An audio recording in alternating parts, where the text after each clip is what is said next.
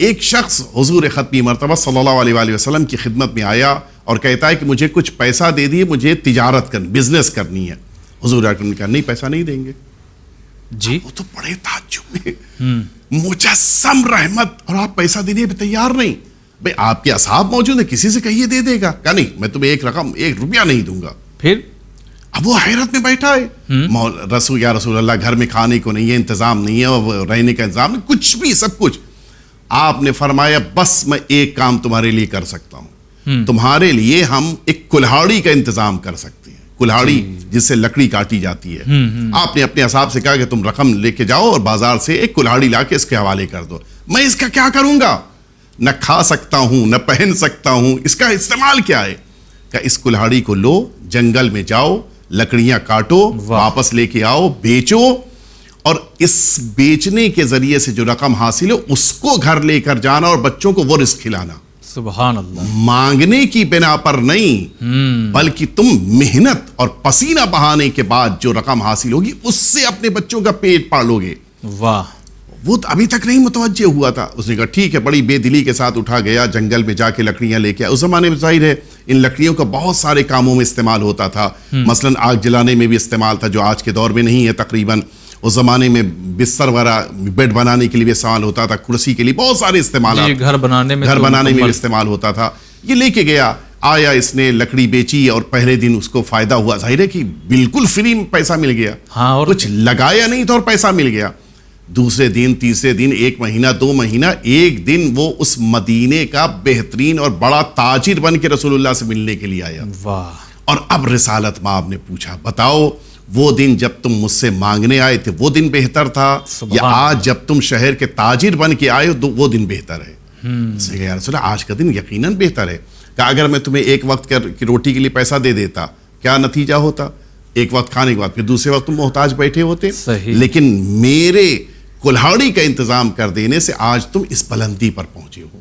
اس کے معنی ہے کہ مانگنا نہیں ہے، اسلام کا اصول ہے محنت کرو، پسینہ بہاؤ، پسینہ تم بہاؤ گے، پروردگار برکت عطا فرمائے گا. یعنی یہیں سے ایک یہ بھی پیغام آپ کے ذریعے پہنچ رہا ہوگا ہمارے ناظرین کو کہ اگر آپ خاندان میں صاحب حیثیت ہیں تو کوئی مانگنے آئے تو آپ اس کو بزنس بتائیے، کام بتائیے. جی، اس کو گائیڈ کیجئے، اس کو طریقہ بتائیے کہ تمہیں کیسے آگے بڑھنا. نہیں کہ ایک وقت کھانے کا انتظام کر دینا.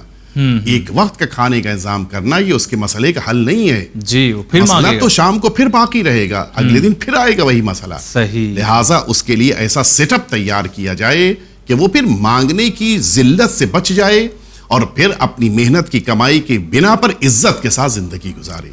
اچھا مولانا صاحب، یہ ہم جاننا چاہتے ہیں کہ کیا محنت کے بھی مراحل ہوتے ہیں عمر کے لحاظ سے کہ ہمیں کس عمر میں کون کون سی کام کرنے چاہیے؟ جی، اچھی بات آپ نے پوچھی ہے اور اس پر بھی ہمیں توجہ دینے کی ضرورت ہے. دیکھیے، انسان کی زندگی کے 4 مرحلے ہوتے ہیں عمر کے حساب سے.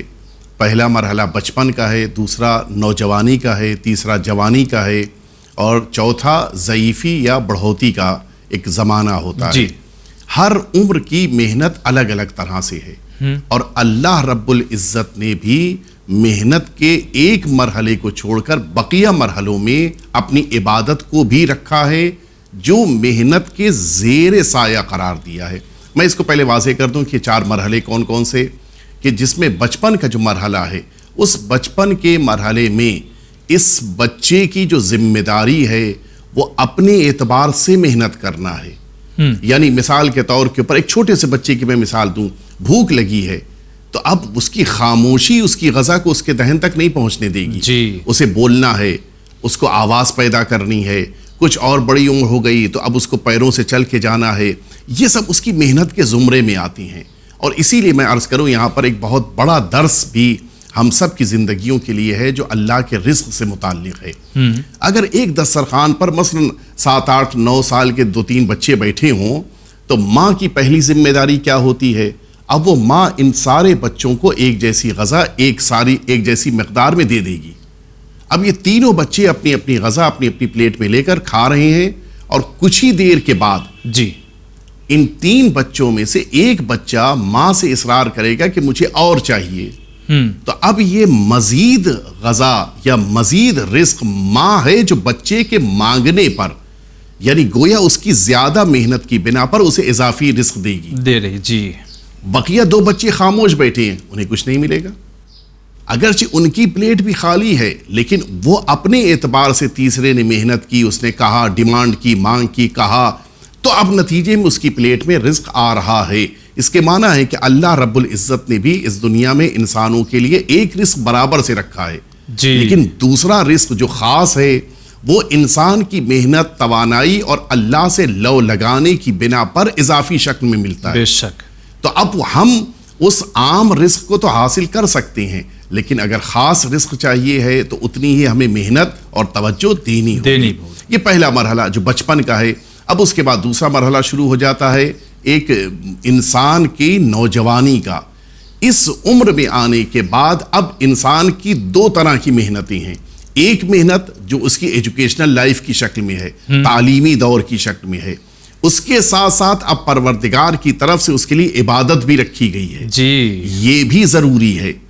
اور پھر جب تیسرا مرحلہ آئے گا جو جوانی کا ہے، اس میں عبادت تو رہے گی، لیکن وہ جو پہلی محنت تھی یعنی ایجوکیشنل لائف والی، وہ تھوڑی سی تبدیل ہو جائے گی۔ اب اسے محنت مشقت کے ذریعے سے اپنی زندگی کو بھی چلانا ہے اور عبادت کرنی ہے جی۔ اور لاسٹ مرحلہ جو آئے گا جس پہ بڑی تفصیلی گفتگو ہے، جس پر میں وقت اتنا نہیں دے پاؤں گا، لیکن اشارتاً کہوں گا، یہ وہ زندگی ہوتی ہے کہ جو خدمت کی زندگی ہوتی ہے۔ صحیح۔ اب اس زندگی میں اس کو پڑھائی نہیں کرنی ہے، البتہ پڑھے تو اچھی بات ہے، اس زندگی میں اسے محنت نہیں کرنی ہے رزق کمانے کے لیے، البتہ کرے تو اچھی بات ہے، اصل اس کا کام ہے خدمت کرنا۔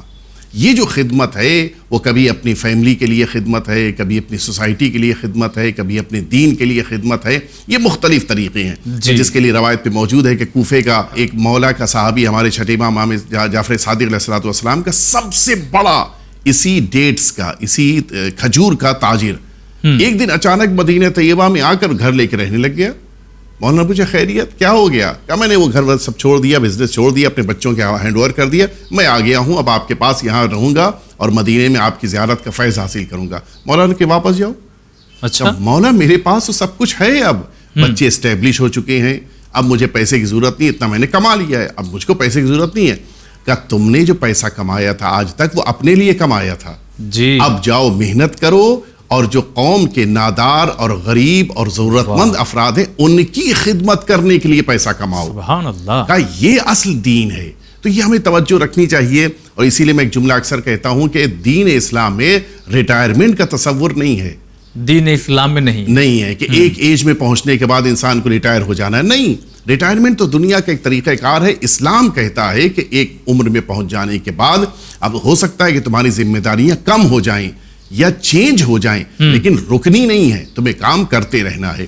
یہ خدمت اور ساتھ ہی ساتھ انسان کی عبادت، یہ 4 مرحلے زندگی کے، جن میں سے 3 مرحلوں میں انسان کو عبادت بھی انجام دینی ہے، اور پھر ایک توجہ رہے، یہ جو 3 مرحلوں میں انسان نے عبادت کے ساتھ محنت کی ہے، یہی محنت عبادت میں رونق پیدا کرتی ہے۔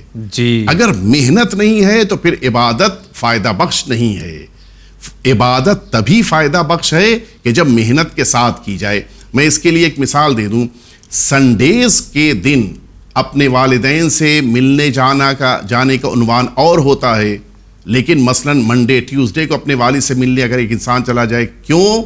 آج کے دن آئے ہو تو والد کو بھی خوشی ہوگی کہ تم اتنی مصروفیت کے بعد مجھ سے ملنے آ گئے، یہ بہت بڑی بات ہے۔ صحیح۔ انسان سوچتا ہے کہ سنڈے کو اگر ہم اللہ کی عبادت کریں گے تو وہ کون سا بڑا کمال ہے، وہ تو چھٹی کا دن ہے۔ کمال تو یہ ہے کہ منڈے کو آفس میں میٹنگ میں بیٹھا ہے انسان، نماز کا ٹائم آ گیا، اٹھ کے گیا، عبادت کی، پھر آ کے اس نے میٹنگ کو جوائن کر لیا، یہ اصل کمال ہے۔